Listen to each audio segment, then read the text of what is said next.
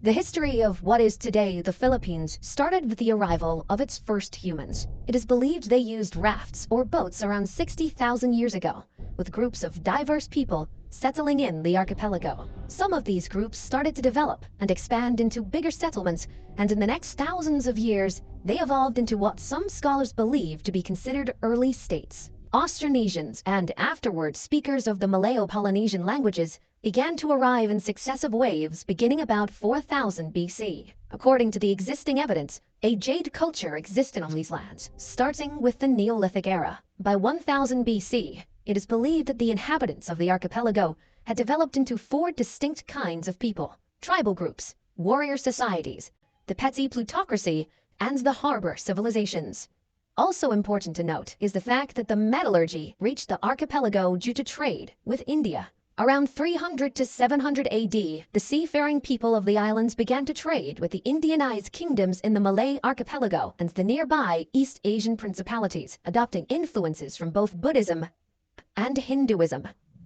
Some cultures of present-day Vietnam showed evidence of an extensive trade network. Artifacts and goods were traded, such as glass, agate, or gold. There were also other items present in the region which were most likely imported, including ear ornaments that have been found in archaeological sites in the Philippines, Thailand, and Taiwan. The Indian culture influenced the Southeast Asian region, starting with the 1st century. During the period of the South Indian Pallava dynasty and the North Indian Gupta Empire, Indian culture spread to Southeast Asia, and it reached the Philippines, which led to the establishment of new kingdoms largely influenced by the Indian culture and traditions. The date inscribed in the oldest Philippine document found so far, the Laguna copperplate inscription, is 900 AD. From the details of the document, written in Kawi script, the bearer of a debt, Namwaran, along with his children, is cleared of a debt by the ruler of Tondo. This is the earliest document that shows the use of mathematics in pre-colonial Philippine societies. A standard system of weights and measures is also demonstrated by the use of precise measurement for gold and other items, as well as in astronomy.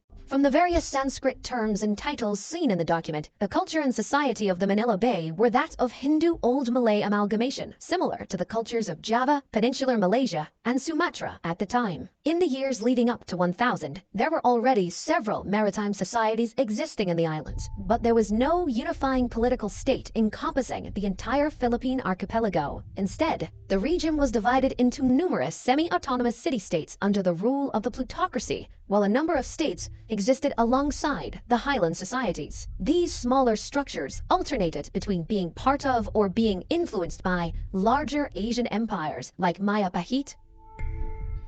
Around 1225, the nation of Mai, a Buddhist pre-Hispanic Philippine island state centered in Mindoro, flourished, attracting traders and shipping from the kingdom of Ryukyu to the Empire of Japan. Chao Jakua, a customs inspector in Fujian province, China, wrote the description of the barbarous peoples, describing trade with this pre-colonial state.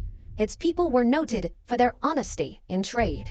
Much of what is now Indonesia was ruled by the Hindu Maya Pahit Empire. During the 1300s, this empire ruled over Luzon Island and the Sulu archipelago. As more and more influence was on these islands, skirmishes and battles also existed. Some local tribes were waging incessant guerrilla warfare against them. Eventually, the kingdoms of Luzon regained independence from Maya Pahit after the Battle of Manila, 1365. Sulu also re-established independence, and in vengeance, assaulted the Maya Pahit province of Brunei before a fleet from the capital drove them out. The start of the Islamic era in Indonesia set the collapse of the Maya Pahit as its provinces eventually seceded and became independent sultanates. In 1380, Makdum Karim, an Arab trader born in Johor, arrived in Sulu from Malacca and brought Islam to the Philippines. Additionally, Sharif-ul-Hashim, an Arab Muslim explorer, established the Sultanate of Sulu by converting its previous ruler, the Hindu king Raja Baguinda, to Islam and then marrying his daughter.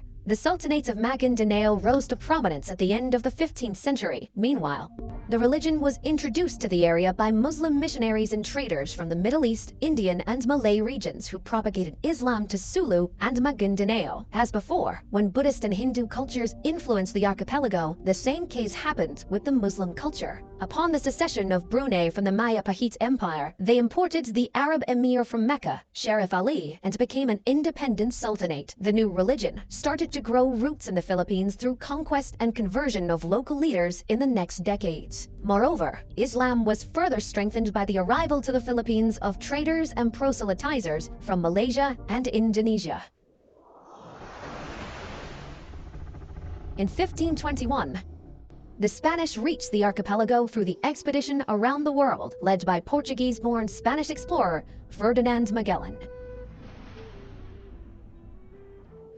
Claiming the islands he saw for the Spanish Empire, he established friendly relations with some of the local leaders and converted some of them to Roman Catholicism. Because the Philippines are a large archipelago, the Spaniards started to explore many islands. However, the explorer Ferdinand Magellan was killed during the Battle of Mactan against the local ruler Lapu-Lapu. Over the next several decades, other Spanish expeditions were dispatched to the islands. In 1543, an expedition was led to the islands, naming them Philippines, in honor of Philip of Austria, who became Philip II of Spain on January 16, 1556. The name was then extended to the entire archipelago later on in the Spanish era. European colonization began in earnest when Spanish explorer Miguel López de Legazpi arrived from Mexico in 1565 and formed the first European settlements in Cebu. Through diplomatic and military annexation of some land, incorporating local states including the Kingdom of Tondo, the Spaniards established Manila as the capital of the Spanish East Indies. In 1578, the Castilian War erupted between the Christian Spaniards and Muslim Bruneians over control of the Philippine archipelago. The Christian troops were so diverse due to generally being made up of people under the Spanish rule, including Native Americans,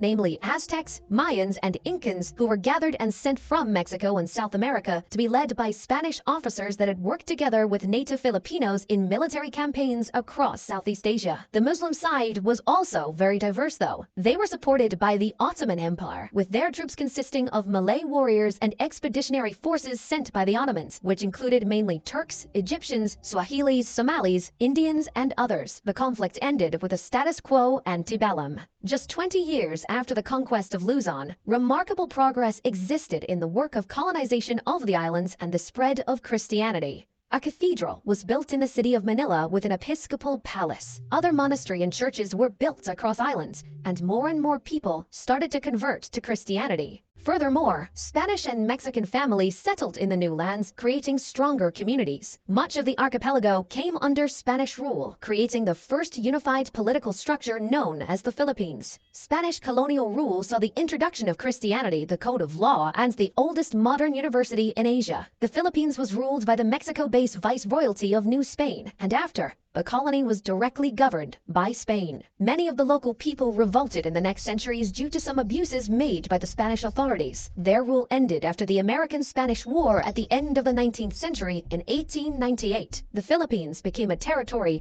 of the United States. The United States then established the insular government to rule the Philippines. In 1907, the elected assembly was set up with popular elections.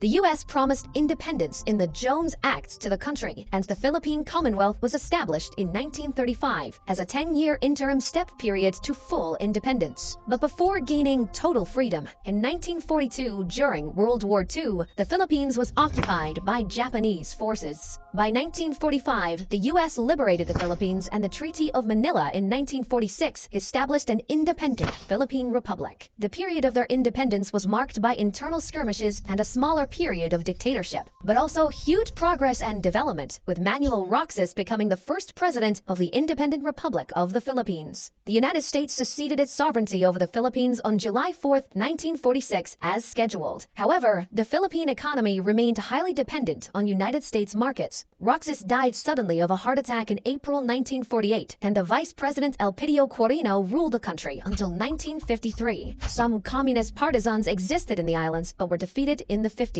Additionally, an important event happened in the middle of the 1960s. Ferdinand Marcos took power in 1965 and ruled until 1986. This era included the final years of the Third Republic from 1965 to 1972 and the Philippines under martial law 1972 to 1981. His reign was marked by dictatorship and instability. In 1986, Ferdinand Marcos was removed from power and replaced by Maria Corazon Aquino. Up to the present day, 5 other presidents ruled the Philippines.